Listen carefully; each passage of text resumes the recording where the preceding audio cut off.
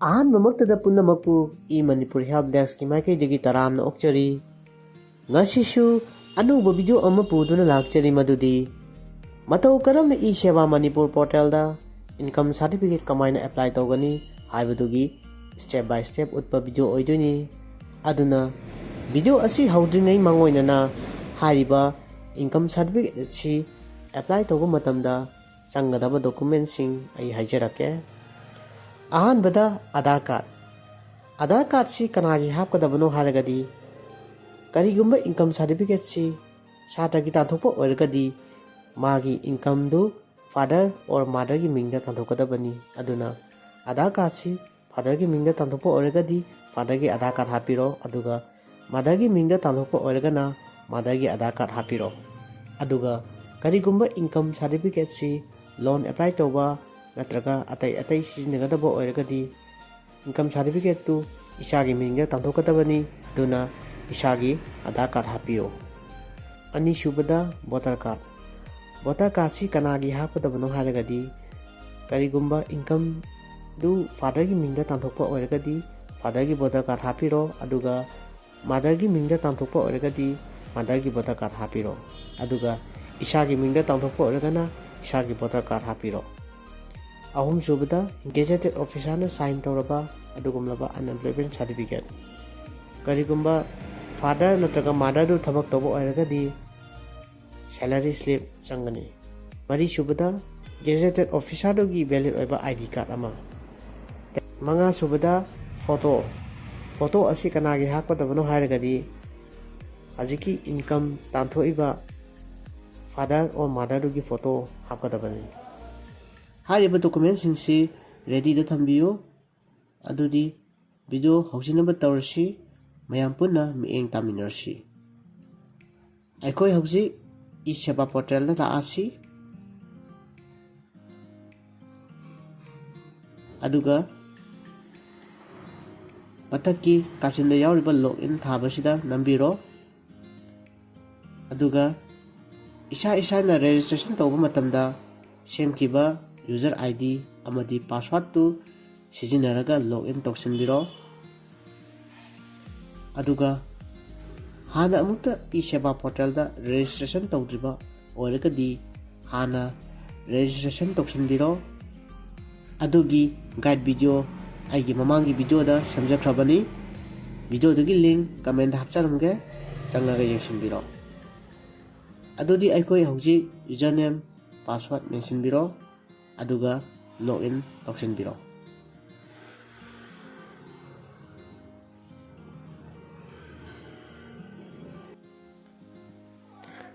Login तौर मतुंगदा कोई सुमाइना डैशबोर्ड अमा उरनेको डैशबोर्ड सिदा अकोय हाना सिदा टोटल एप्लीकेशन 1 लाइसिगे हाना ममांगदा ओबीसी थाजन की वीडियो ओजिनिको अदुदी अकोय असि इनकम सर्टिफिकेट अप्लाई तौदोइनिना सिगी नाकन की कलम की साइड कलम सिदा लाकबिरो अदुगा अप्लाई सर्विस नंबिरो अदुगा हाना ममांगदा थाजन की बगी ओबीसी सर्टिफिकेट थाजन की बगी सिदा सबमिट लाइको अदुदा इनकम सर्टिफिकेट थाजन दोइनिना सिगी इनकम सर्टिफिकेट की अप्लाई बटन सिदा नमसनबिरो सी नमलबा मतुंगदा अखोय की सुमाइना थोलानिको मागी फॉर्म अमा पर्सनल डिटेल्स मेनबगी फॉर्म अमा थोलानी अहानबदा अदुगा अखोय की मेंशन होरसी अहानबदा सैल्यूटेशन लाइरा सैल्यूटेशन सी इसा की चानबा हाइतारे और फादर और मदर की मिंगदा थाजन ओइरगदी फादर और मदर की चानबा सैल्यूटेशन अमा खनबिरो मिस्टर नत्रगा मिस्ट्रेस मिस्टर लानिको नुपादा फादर ओइरगना अदुगा मदर ओइरगना श्रीमती श्री खलजु जाय मिस्टर खलजु जाय को अखोय श्री खलको नुपी की मदर की मिंगदा थाजन दोइनिना आइगिदी श्रीमती खलगे मिंग एरा सिदा मागी एप्लीकेंट नेम सी ngसागी सिदा इदोसी हजिकी फादर की मिंगदा थाजन दो ओइरगदी फादर नेम इबिरोबा अदुगा मदर की मिंगदा थाजन दो ओइरगना मदर की ममी दो इबिरो आई सिदा अखोय मदर की मिंग इशलेको अदुगा रिलेशनशिप विथ एप्लीकेंट से सिदा खनबिरो मागी सोना कंदा मई चालना खनबिरो सिदा खनदुजिना चाल खनगदबा अदुगा चाल दोगी ममिंग सिदा इदोसिना आई इसागी ममिंग संथ्यम मस्जिद si iraba matungda gender amu khanbiro gender se female ani ko gender ji kana gino haragadi cha ji gi nate ba gender lakte masai gi applicant name do applicant si mother gebna mother gi gender si kana female lai ko phone number laire submitted by si kana no haragadi si gi oina di self badum hayare ko duga email id laire si di dum link thambiramo khangragadi adum mathang next button namsinbiro mathang dang laisina permanent address ki section ni ko sida dum isa gi district sub district khanbiro ayo na di Imphal West khala sub district ta aidise wangoi khala circle yang thang khala aduga isa gi address amu mention biro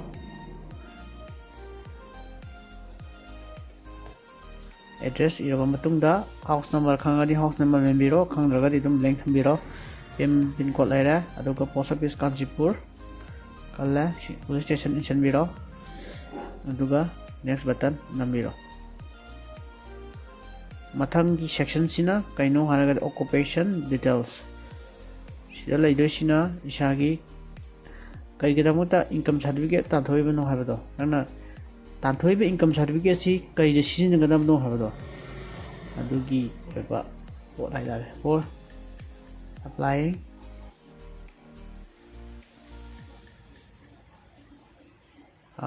scholarship hajalake ko admission wargana admission to wish na gada wargana admission habiyo ba aduga scholarship thazan maina scholarship habiro isa gi ai chana bagi matungina sei biro aduga occupation of applicant masagi occupation applicant gi occupation sida mention biro sida mendoi posting masagi hoigi unemployment certificate ta adu men ba mamyaw ngane ba form da occupation ama adu gi occupation duga sida melai ba occupation siga sanaga da ba aduna si ai yoina di sida business irage ko aduga yearly income se haziki unemployment da yawba men giba income duga sida melisiga managa da ba natraga de reject lakta ba ai sida ai yoina di 90,000 ne ko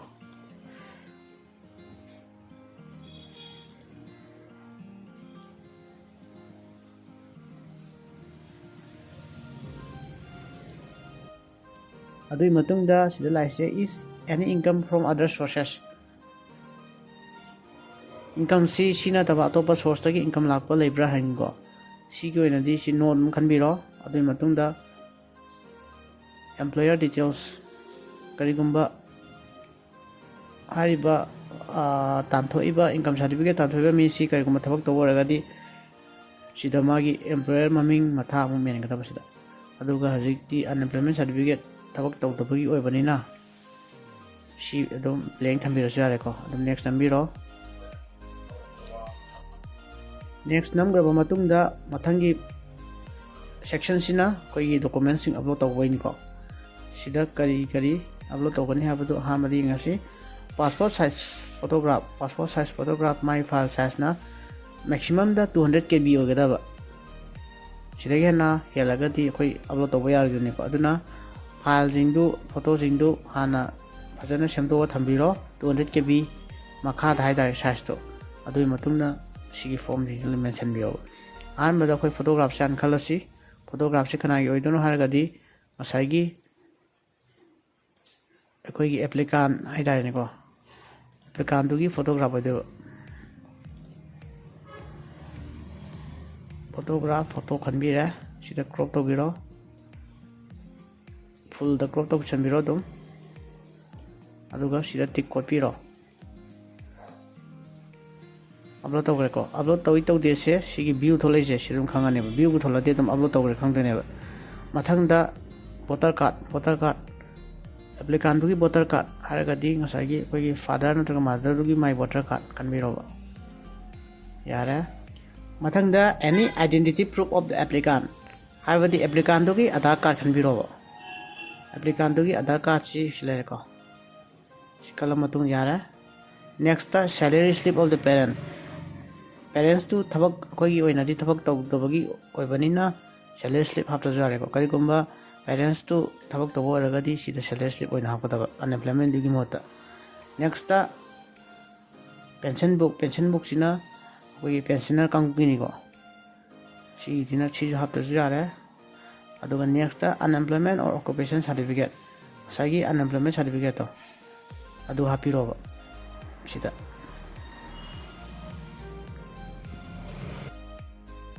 Next ta laise kaino hai unemployment certificate to neba. Unemployment certificate se atai magi topa hapam yaudrabanina ID nu hapam yaudrabanina masagi gazetted officer gi ID do dugi hapam tonganba section yaudrabanina sida punna hapidone aduna ngasagi unemployment certificate tu ga ID tu ga punna ma editor ga sema matau ta ba punna amata da photo amatang da option bai da adu kamani bi to ni habadu atem ai sida usar ke ko sigi editor photo pg changbiro aduga file da nambiro new da changbiro aduga sida koi a4 size color ko adu matung koi screen je rotate or ko magi paper format se transform to biro adu matung koi ngasagi document unemployment certificate to thangjan bira se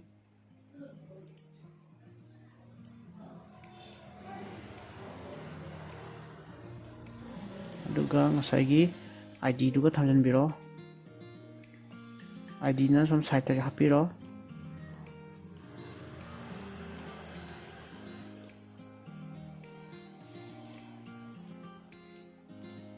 site roga si process save option biro sigi size da tholakani size se koina pitha lo sida namnaga quality sida 200 makha habanina 200 makha oina ba kana singdara sembiro yare 197 kb lere si oraga di masai upload to ya ni ko adu di si option biro tamaming unemployment okay thabire ko save to sele save to matunda si process sona kana lage sikar khage masai unemployment sila lai ko si process da khanbiro unemployment certificate sida aduga sai download ta yagi photo sila sil khanbiro khale ko yare ko select to ko je view thoya si thoya yare ko hai document mari jitang ne basang loi mathang da office khanbiro ko office in which application need to be processed atomadong SDO office to khanbiro ayo enadi SDO wangoi khanjare aduga siti copy ko aduga submit to biro object application submitted successful ore ko aduna haiba receipt koina okay to jare da receipt tu koina download to gesu si download si namsen biro aduga download to ore samana ko yenge jare ko download receipt to samana acknowledgement receipt later application number naming matha magi application status lo yara ko aduga masagi koi ki amo masagi income certificate apply thom badu kamai lai gra je submitted to gabrani submitted thole ba awji dashboard da kamai lai bano link minershi application da ni sure ko masai mamang da OBC duga handagi awji thajali ba income jiga punna ani sure submitted ta kya lai re ani lai re aduga masa ko apply to gibodong apply list yaw ba yengasi yawre ko sida lai ra income certificate ki aham income certificate lai ra mamangi nan thajan giba OBC certificate na makha lai ko asum tawduna aikoina income certificate asi e-Seba portal da apply tawgani ngasi gidi video matang swai da tension jarage mathang video oina domicile PRC amadi employment actions matau karam na apply amadi registration tawgani habidugi video mathang semjarake aduna video asi nungai biragadi like comment amadi channel asi da nongna changlakpa oiragadi subscribe toksan biramu aduga adom gi support na ai video mathang semba ngamba ojagadoribani aduna support tawba lepiganu haijari mayam punamakpu thagachari mathangi video da amuk thengnarasi